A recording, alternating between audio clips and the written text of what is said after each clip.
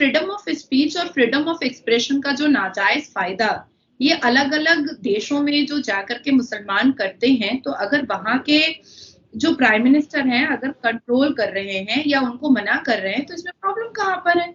इसमें तो कोई प्रॉब्लम नहीं है। दोस्तों, इस वक्त एक जो बड़ी खबर चल रही है वो ये चल रही है कि एक एंटी इस्लाम डच पॉलिटिशियन है जो ये कहते हैं the biggest problem in Netherlands जो है वो इस्लामाइजेशन है। तो वो सब कुछ ये करते होंगे, तो इसलिए इन पे लग रही है ना पाबंदियाँ। हाँ, क्या करते हैं? हैरेसमेंट करते हैं, ड्रग सेलिंग करते हैं, वहाँ जाकर क्या करते हैं? मिस मुझे नहीं इस बात का पता, बहरहाल जो गलत करेगा वो पाएगा भी। मैं आपको छोटी सी एक वीडियो दिखाऊंगा। ये वीडियो देखिएगा, ये चाइना की एक होटल है, उसके अंदर क्या किया गया है आप ज़रा इस पर मुलाहिजा फरमाएं ज़रा।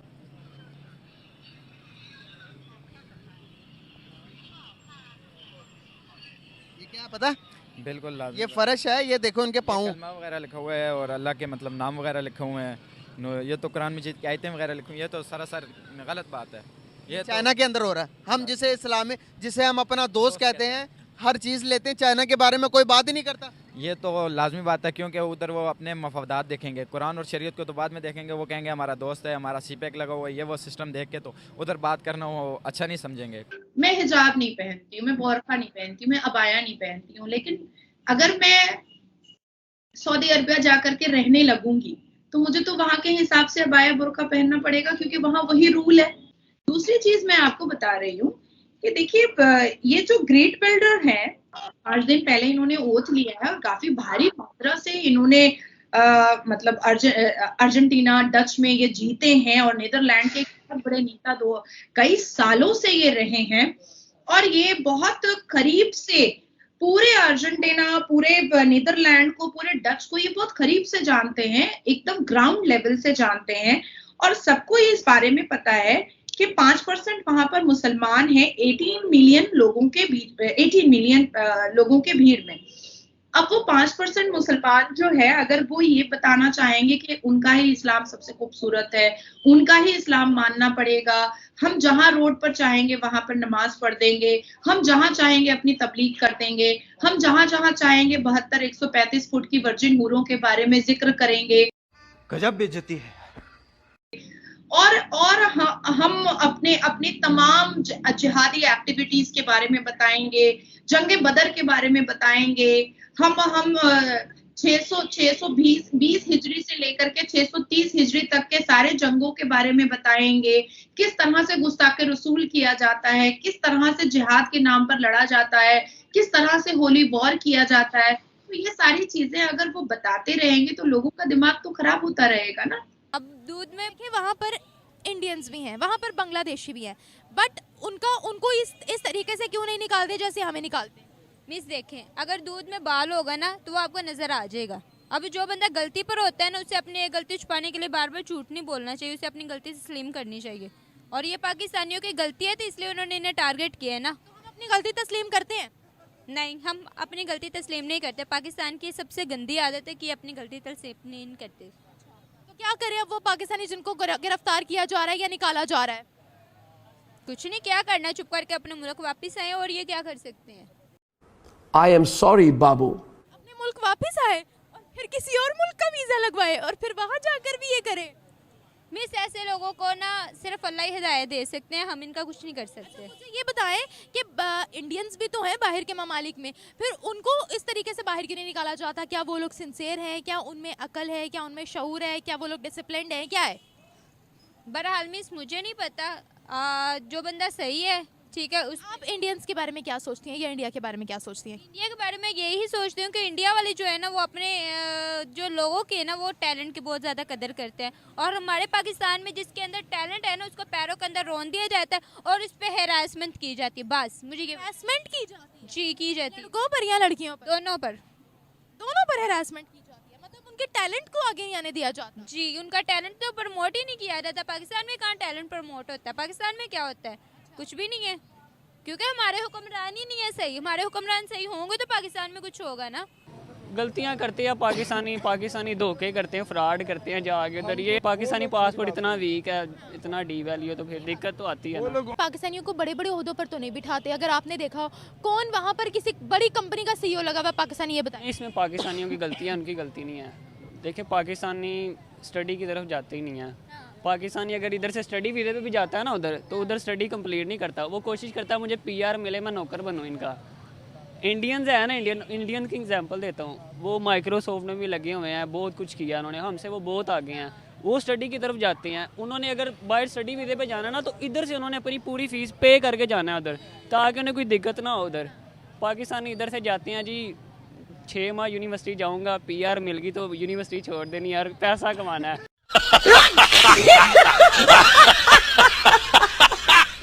प्रोजेक्ट अपना कंप्लीट नहीं करूंगा तो आगे बढ़ते मैं रह तो लूंगा। इनका प्रोजेक्ट ही ये है ना कि उधर जाके पीआर लेनी है, स्टडी कंप्लीट नहीं करनी, इसलिए पाकिस्तानी बड़े होते नहीं जाते उधर। कि मैं स्टूडेंट्स को भी डिपोर्ट किया गया था, वो कह रहे थे लड़कियों के साथ हैरेसमेंट करते हैं, 12-12 साल की बच्चियों के साथ। अब बताएं अब कहाँ जाएं हम? बच्चियां ना आने दे उन्हें इस साइड पे। ये तो गलत बात है, ये तो हद हो गई है। दे जवाब इसका। अब जवाब दे, हमारे तो स्टूडेंट्स को भी डिपोर्ट कर रहे हैं।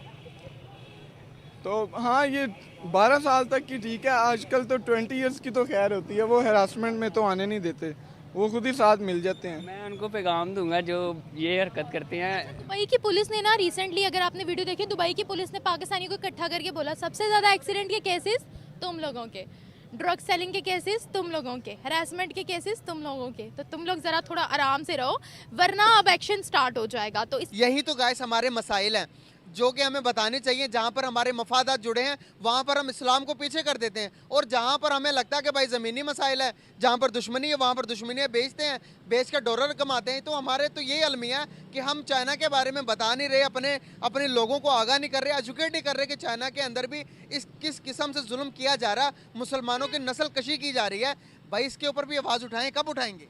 लाजमी बात है, आवाज़ उठानी चाहिए, मगर जहाँ तक हमें जो इल्म हासिल होता है तो हम ज़्यादातर सोशल मीडिया इस्तेमाल करते हैं, दूसरा मीडिया देखते हैं, तो ऐसी कभी भी चाइना के बारे में ज़्यादा से ज़्यादा यही देखते रहते हैं कि दोस्ती वाली बातें चलती रहती हैं। तो ऐसी गुस्ताखी वाली बात ज़्यादातर ये इंडिया के पीछे ही लगे रहते हैं, दुश्मनी की ये वो, तो कभी चाइना के बारे में कि वाकई में इंडिया हमारा बहुत बड़ा दुश्मन है। जिस तरह की यहाँ पर चीज़ें पोर्ट्रेट की जाती है, हमारा मेन स्ट्रीम मीडिया दिखाता है कि भाई हमारे फौजी जिंदाबाद, उनके भी मार दिए हमने, उनके मार दिए। तो क्या आपको लगता है कि ये चीज़ें हल है हमारे लिए?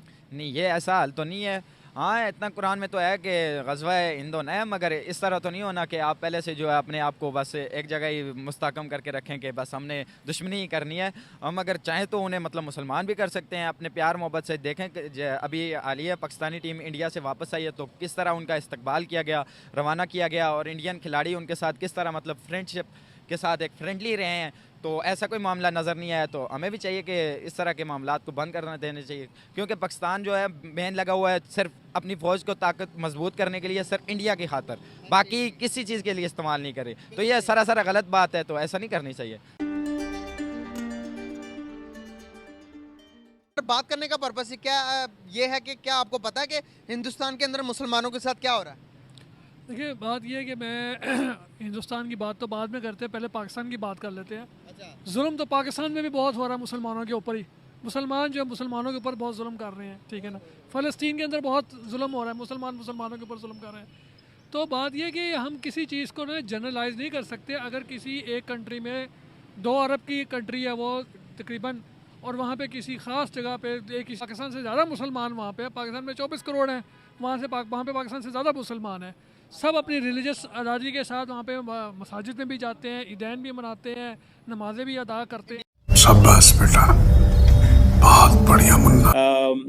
और इस्लामिक पॉलिटिक्स है, और जो मुसलमानों ने फिर वहाँ पे जाके बिहेवियर्स अडॉप्ट किए, फिर 9/11 के बाद, और फिर ये जो क्वेश्चंस रिगार्डिंग आइडेंटिटी, नेशनलिज्म, मज़हब के बारे, कल्चर के बारे, ये ज़्यादा सामने आने शुरू हो गए। और इसमें से बहुत सारे जिसे वो कहते हैं ना कि जो ममालिक हैं वो ये देखते हैं कि उनके लिए बड़े सारे मसाइल पैदा हो गए हैं। इसको दूसरे लफ्ज़ों में सोसाइटल सिक्योरिटी भी कहते हैं। बहुत सारे स्कॉलर्स ने इसके ऊपर लिखा हुआ है कि इस पर्टिकुलर चीज़ के ऊपर उन्होंने लिखा हुआ है।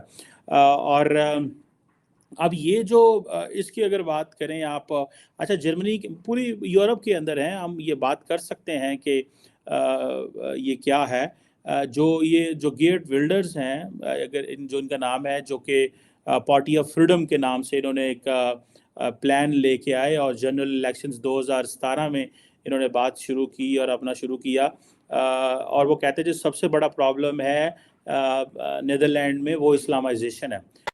जली ना, तेरी भी जली ना।